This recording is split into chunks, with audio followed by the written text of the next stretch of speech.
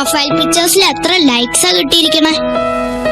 ഏടാ റോയ്മോനെ, അതവിടെ വെച്ചിട്ട് വല്ലതും പോയി പഠിക്കാൻ നോക്ക്. പരീക്ഷ എന്നാന്നറിയാമോ? 1 മാസം കഴിഞ്ഞേ സ്കൂൾ ഫൈനൽ എക്സാമാ.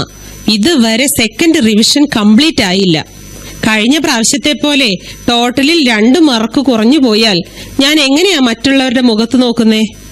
മമ്മി, ഇന്ന് സൺഡേ സ്കൂൾ എക്സാമാ. ഓ, ഞാൻ കരുതി സ്കൂളിലെയാണെന്ന്. സൺഡേ സ്കൂൾ അല്ല, നിനക്കറിയാമല്ലോ. അത് വെച്ചങ്ങ് എഴുതിയാൽ മതി. ഇപ്പൊ പോയി സ്കൂളിലെ എക്സാം റിവിഷൻ ചെയ്യ്. മമ്മി, റിവിഷൻ കഴിഞ്ഞു. ഇനി സൺഡേ സ്കൂൾ എക്സാമിന് പഠിപ്പിക്ക്. അതെ, മോൻ അങ്ങ് അറിയാവുന്നത് വെച്ച് എഴുതിയാൽ മതി. ഇപ്പോഴാ പണിയൊക്കെ ഒന്ന് ഒതുങ്ങിയത്. മമ്മി ഇത്തിരി വിശ്രമിച്ച് TV ഒന്ന് കാണട്ടെ. സംശയമുള്ളത് ചോദിച്ചോ. കിഴക്കുന്ന് വന്ന വിദ്വാൻമാർ യേശുവിനെ കണ്ട് നമസ്കരിച്ച് കാഴ്ചകൾ അർപ്പിച്ചു. മമ്മി, ഈ കാഴ്ചകൾ എന്ന് പറഞ്ഞ എന്താ? ഈ കാഴ്ച എന്ന് പറയുന്നതേ ഗിഫ്റ്റ്. അതെ, മോന്റെ അനിയത്തി ഉണ്ടായപ്പോ കാണാൻ വന്നവർ ഓരോ ഗിഫ്റ്റ് ഒക്കെ കൊണ്ടുവന്നില്ലേ, അതിനാ. മോൻ ബാക്കി പഠിച്ചോ. യേശുവിനെ സ്നാനപ്പെടുത്തിയത് ആര്? യേശുവിനെ സ്നാനപ്പെടുത്തിയത് ആര്? അത് ആരാ മമ്മി? ഓ, അത് പത്രോസ് ആണെന്ന് തോന്നുന്നു. യേശു ക്രിസ്തു ജനിച്ചത് എവിടെ? അത് എവിടെയാ പപ്പ? അത് ആ സിറിയൽ എങ്ങാണ്ടാണെന്ന് തോന്നുന്നു. നീ ഒന്ന് ഗൂഗിൾ സെർച്ച് ചെയ്ത് നോക്ക്.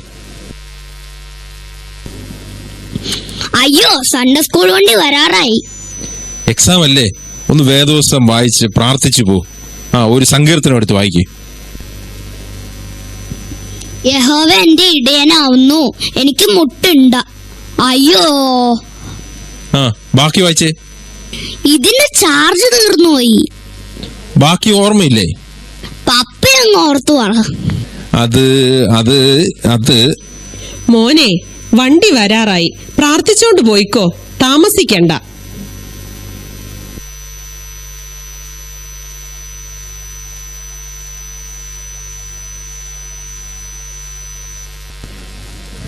എടി, സമയം എത്രയായി?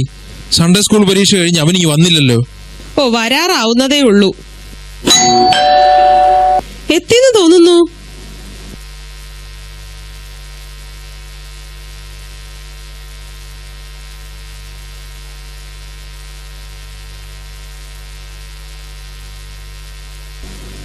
മോൻ സൺഡേ സ്കൂൾ എക്സാമിൽ എല്ലാം എഴുതിയോ? ഏത് മമ്മി? എന്തൊക്കെയായിരുന്നു ചോദിച്ചത്? യേശു ജനിച്ചത് ചോദിച്ചു, യേശു പള്ളിയിൽ പോയ കാര്യങ്ങൾ ചോദിച്ചു, യേശുവിന്റെ സ്നാനവും അത്ഭുതങ്ങളും ഒക്കെ ചോദിച്ചു. എല്ലാം മോൻ പഠിച്ചതായിരുന്നല്ലോ. അതെ മമ്മി, ഞാൻ എല്ലാം എഴുതി. ഫസ്റ്റ് കിട്ടുമോ അതോ ഇപ്രാവശ്യം വല്ലവരും കൊണ്ടുപോകുമോ? ഞാൻ എല്ലാം എഴുതി മമ്മി. പോയിരുന്ന സ്കൂൾ ലെസൺസ് റിവിഷൻ ചെയ്. സൺഡേ സ്കൂൾ പരീക്ഷയുടെ റിസൾട്ട് ഒക്കെ വന്നല്ലോ. രാജുവിന്റെ മോന് ഫസ്റ്റ് ഉണ്ട്. നിങ്ങളുടെ റോയ്മോൻ പരീക്ഷ എഴുതിയില്ലയോ? എഴുതിയല്ലോ. ചിലപ്പോ സെക്കൻഡ് ആയിരിക്കും. സെക്കൻഡ് സണ്ണിക്കാ. എടാ, നീ എല്ലാം എഴുതിയെന്ന് പറഞ്ഞിട്ട്? ഞാൻ എല്ലാം എഴുതിയത്, ഒന്നും പോലും വിട്ടില്ല. പിന്നെ എന്താ പറ്റിയതെന്ന് ചോദിച്ചിട്ട് തന്നെ കാര്യം. സ്കൂളിലെ എക്സാമിനിടയിൽ പഠിപ്പിച്ചതാ.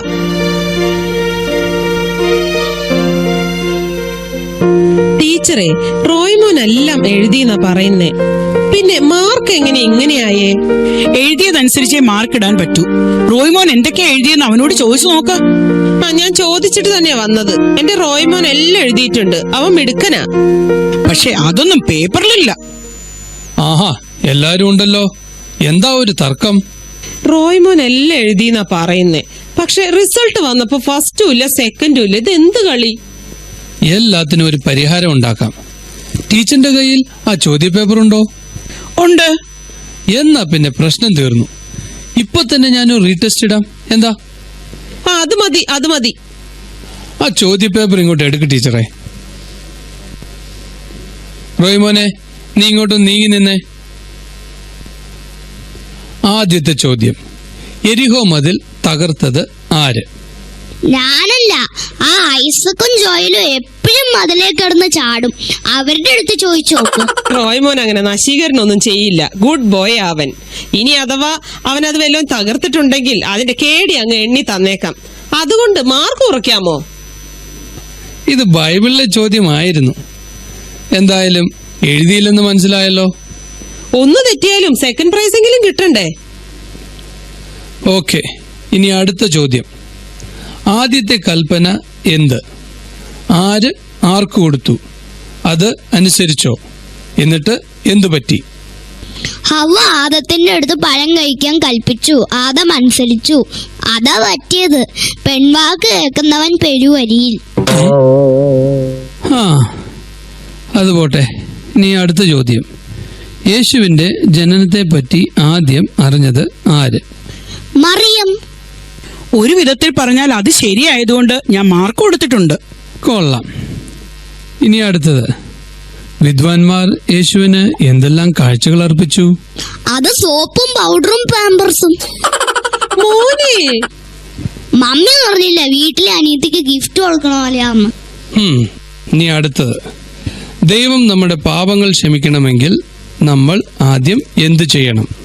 അത് പാപം ചെയ്യണം. എടാ റോയ്മോനെ, നീ എന്തൊക്കെയാ എഴുതിയേക്കുന്നേ? ആ, എന്തായാലും ഇത്രയായി. ഇനിയും മുഴുവൻ ഉത്തരങ്ങൾ കൂടി കേൾക്കാം. യേശുവിന്റെ ഏതെങ്കിലും ഒരു ഉപമയോ അത്ഭുത പ്രവൃത്തിയോ വിവരിച്ച് എഴുതുക. അതൊരു വലിയ ഉത്തരം. ഞാൻ എന്റെ ഉത്തര പേപ്പറിൽ നന്നായിട്ട് എഴുതിയിട്ടുണ്ട്. ഉത്തരപേപ്പർ ഇവിടെ ഇരിപ്പുണ്ട്, ഞാൻ വായിക്കാം. യെരുശലേമിൽ നിന്നും എരീഹോയിലേക്ക് ഒരു മനുഷ്യൻ പോവുകയായിരുന്നു. വഴിയിൽ വെച്ച് അവനെ കൊള്ളക്കാർ ആക്രമിച്ചു. അവർ അവനെ നിർദ്ദയം മർദ്ദിച്ചു. ടിഷ്യൂവും മൃതപ്രായനാക്കി കഷ്ണം കഷ്ണമാക്കി അവിടെ ഇട്ടു. ചിലത് നല്ല നിലത്ത് വീണു, ചിലത് പാറപ്പുറത്ത് വീണു, ചിലത് മുള്ളിനിടയിൽ വീണു, ചിലത് കിളികൾ കൊത്തിക്കൊണ്ടുപോയി. ശേഷിച്ച് 12 കൊട്ട നിറച്ചെടുത്തു. അതിലൊരു കൊട്ട ഇസ്കരിയാത്ത യൂദ കൊണ്ടുപോയി ദേവാലയത്തിൽ കാളകളെയും ആടുകളെയും വിൽക്കുന്നവർക്ക് 30 വെള്ളിക്കാശിന് വിറ്റുകളഞ്ഞു. ഏതായാലും നല്ല ഉത്തരങ്ങൾ തന്നെ. ഇനിയും ബാക്കിയും കൂടെ വായിക്കണോ? വേണ്ട, മതിയായി. എല്ലാം എഴുതിയെന്ന് പറഞ്ഞപ്പോ ഇത്രയും പ്രതീക്ഷിച്ചില്ല.